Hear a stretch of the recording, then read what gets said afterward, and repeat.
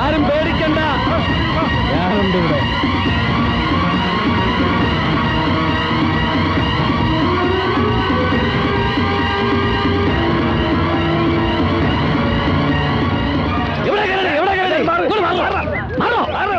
ആരും ബഹളം വെക്കരുത്.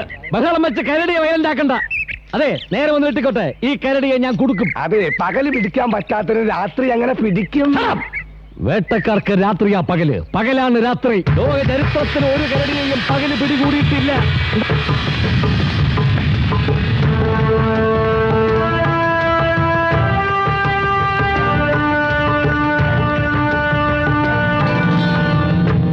ഇത്തവണെങ്കിലും ഉന്നം തെറ്റാതെ വെടി വെക്കണേ.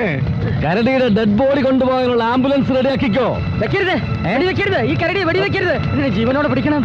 വേട്ടക്കാർ ജീവനോടെ പിടിക്കാറില്ല, കൊല്ലാറേ ഉള്ളൂ. കൊന്നാ പ്രശ്നമാവും. ഇതെന്റെ ആലം, ഗവൺമെന്റിന്റെ കരടിയാണ്. ഗവൺമെന്റിന്റെ കരടി. ഗവൺമെന്റ് എന്ന് പറഞ്ഞാല് ഞാനും നിങ്ങളും ഈ കാടും എല്ലാം ഗവൺമെന്റ് വകയല്ലേ? ആയിക്കോട്ടെ, ഒരു കുഴപ്പമില്ല. സർക്കാർ ഉത്തരവിട്ടിട്ടാ ഞാൻ വെടിവെക്കാൻ വന്നിട്ടുള്ളത്. ഒന്ന് മാറിയേ, ഒന്നുകൂടെ മാറിയ ചേച്ചി, ഒന്നുകൂടെ മാറിയ. എന്താ അവിടെ പ്രശ്നം? അതെ, ഒരു കരടി ഗുഹക്കകത്ത് തൊളിച്ചിരിപ്പുണ്ട്. കുഴപ്പമില്ല, അതിന് വേട്ടക്കാരൻ ഇപ്പൊ വെടി ചൊല്ലും. കരടിയോ? ഈ കരടിയെ എനിക്കറിയാം. ഞാൻ അന്വേഷിച്ച് നടക്കല്ലേ ഈ കരടിയെ. ഈ കരടിയെ ഞാൻ ജീവനോടെ പിടിച്ചു തരാം. ആര്? നിങ്ങളോ? അതെ, തമ്മില് ഒരു 5000 രൂപയുടെ ഇടപാടുണ്ട്. ഇങ്ങോട്ട് മാറി നിൽക്കും പിടിച്ചിട്ട് വെറുതെ. കഞ്ചാവാ, എങ്കിൽ ആദ്യം ഇവനെ വെടിച്ച് കൊല്ലി, എന്നിട്ട് മതി കരടിയെ. പ്രകാരക്കാലം അങ്ങോട്ട് പോവല്ലേ, ആ കരടി തന്നെ കടിച്ചു കീറും. എന്നെ ഒരു പുല്ലും ചെയ്യില്ല. എന്നെ കണ്ടാൽ അവൻ ചമ്മലോടെ കീഴടങ്ങും.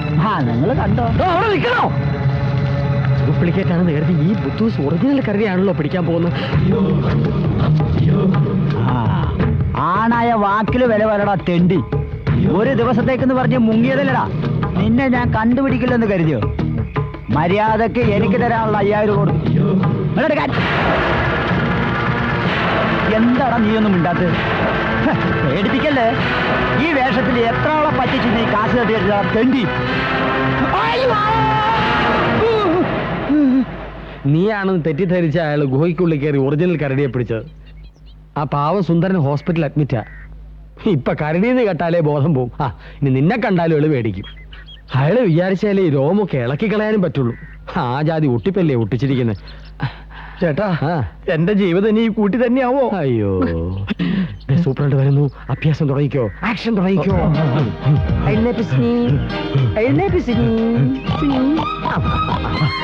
ആ കൂട്ടിലാണ് പറഞ്ഞ കരടി കിടക്കുന്നത്. ആ നിൽക്കുന്ന ആളാണ് സുവാസു.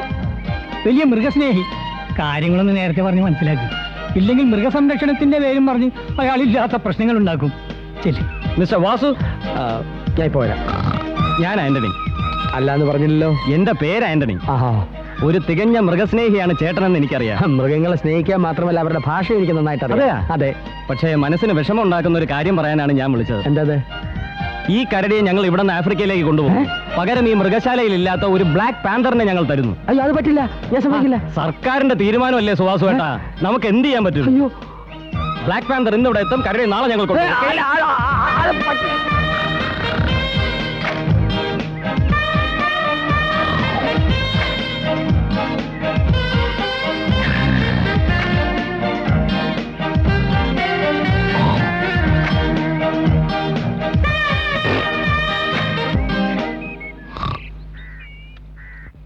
സായിപ്പ് എടുത്ത ഫോട്ടോയുടെ കോപ്പി ഒരെണ്ണം എനിക്ക് തരണ വാസുവേട്ടാ. കിട്ടും. ഫോട്ടോ മാത്രമല്ല, അവര് നിന്നെ കൊണ്ടുപോകാൻ പോവാ. എങ്ങോട്ട്? ആഫ്രിക്കയിലേക്ക്. അവിടുത്തെ കാഴ്ച ബംഗ്ലാവിൽ കരടി ഇല്ലാത്ത. അയ്യോ, സായിപ്പ് ഫോട്ടോ എടുത്തപ്പോ നീ എങ്ങനെയൊക്കെയാ നിന്നു കൊടുത്ത്?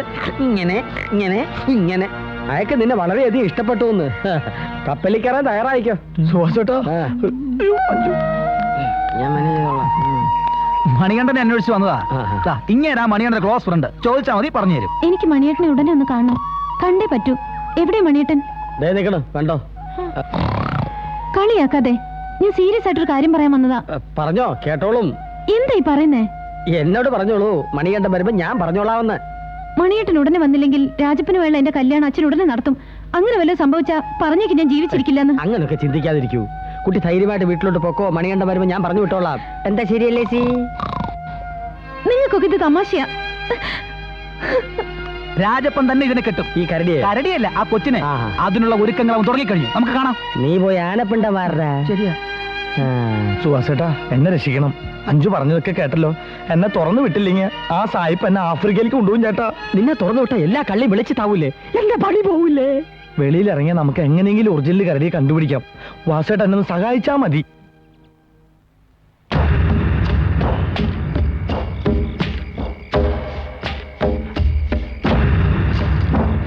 എന്നെ തുറന്നു വിട്ട വാസേട്ടന് പ്രശ്നമാവോ? ഞാൻ ഇന്ന് രാവിലെ മുതൽ നീണ്ട ലീവ് എടുക്കടാ. ആ കിഴങ്ങും സൂപ്പറിനടക്കം മറ്റെല്ലാവരുടെയും കണ്ണ് വെട്ടിച്ച് നിന്നെ തുറന്നു വിടാൻ വേണ്ടി പറ്റുന്നതാണ് ഞാനിപ്പോൾ വന്ന്. ഇനി ഒറിജിനൽ കരടി അകത്തായാലേ ഞാൻ ജോയിൻ ചെയ്യും.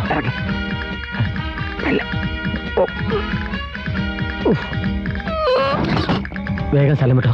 വാസേട്ടാ, എനിക്ക് പേടിയാവുന്നു. എനിക്ക് ആർക്കെന്ത് പിടികൊടുക്കരുതേ. എന്റെ പണി. നമുക്ക് പോയിട്ട് വാ. പോ.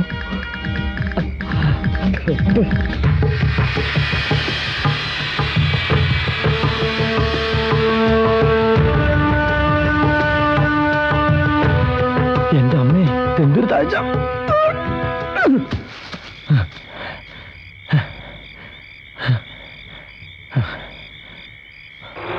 അയ്യോ, വണ്ടിക്ക് വരാൻ കണ്ട സമയം.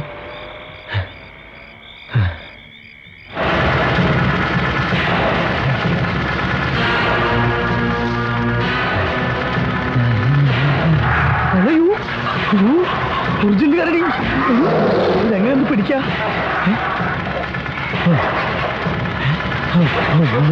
മര്യാദയ്ക്ക് വീട്ടിലേക്ക് മടങ്ങി വാടാ. അത് വല്ലാടുന്നു.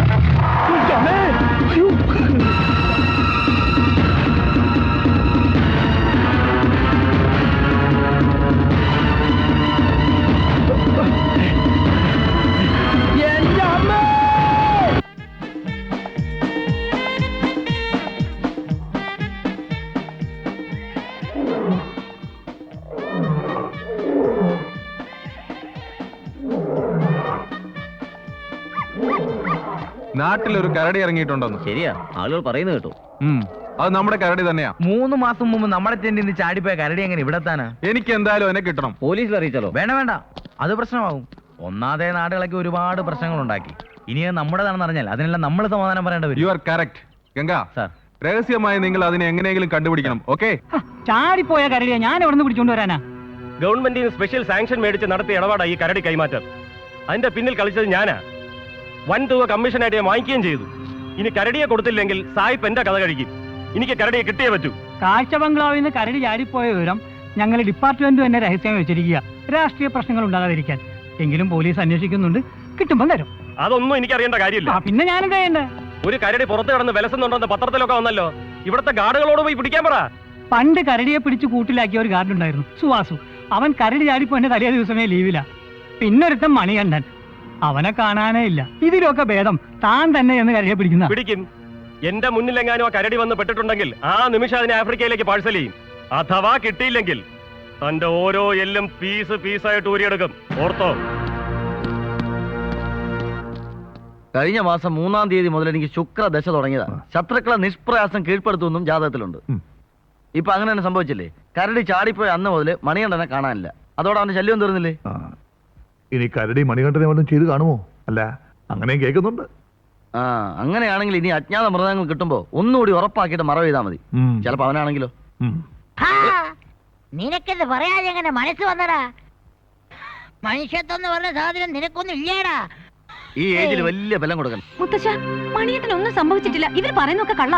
ഒന്നയിൽ ചത്തു, അല്ലെ നാണക്കേട് കൊണ്ട് നാട് വിട്ടു. ജോലി പെർമനന്റ് ആവുമെന്ന് കുറെ വെല്ലു വിളിച്ചല്ലേ. അവൻ ഇനി കേസ് നൂലാമാലയിൽ നിന്ന് രക്ഷപ്പെട്ടു പോരാൻ പറ്റില്ല. സൂപ്രണ്ട് പരാതി തന്നു കഴിഞ്ഞു. കേട്ടില്ലേ? ഇനി അവനെയും കാത്തിരുന്ന് കല്യാണം നേടുന്ന ബുദ്ധിയല്ല. അങ്കിൾ, ഞങ്ങളുടെ കല്യാണം ഉടനെ നടത്തിക്കൂടെ? പിന്നെന്താ? അത് നിങ്ങൾ മാത്രം തീരുമാനിച്ചാ പോരാ. എടീ, തർക്കൂത്തരം പറയാതെ അകത്ത് കയറിപ്പോ. ഇനി നിന്നെ മറ്റോൻ വരില്ല വരില്ല വരില്ല. വരും വരും വരും. കൊച്ചേ, അവൻ നാട്ടിലും ഇല്ല, കാഴ്ച ബംഗ്ലാവിലും ഇല്ല. പിന്നെ എവിടെ പോയി? അത് തന്നെയാണ് എനിക്കും അറിയേണ്ടത്. എന്റെ മോൻ എവിടെ പോയി? നിനക്കറിയാം സത്യം, പറയടാ. നിനക്കറിയില്ല അല്ലേ? കേശവ, നിന്റെ മോളെ സ്നേഹിച്ചു എന്നൊരു കുറ്റേ എന്റെ കുട്ടി ചെയ്തിട്ടുള്ളൂ. അതിനെല്ലാവരും കൂടി തല്ലിക്കൊന്നു വല്ല കൊക്കയിൽ വലിച്ചെറിഞ്ഞോടാ. പറയടാ. അനാവശ്യം വിളിച്ചു പറഞ്ഞ അച്ഛന്റെ വലിയ കൂട്ടാതെ നിങ്ങൾ പോവാൻ നോക്കും മകളെ. അനാവശ്യോ? ഒരു കാര്യം ഞാൻ പറഞ്ഞേക്കാം, എന്റെ മോൻ ജീവനോട് തിരിച്ചു വരാതെ ഇവിടെ ഒരു കല്യാണവും നടക്കാൻ പോണില്ല.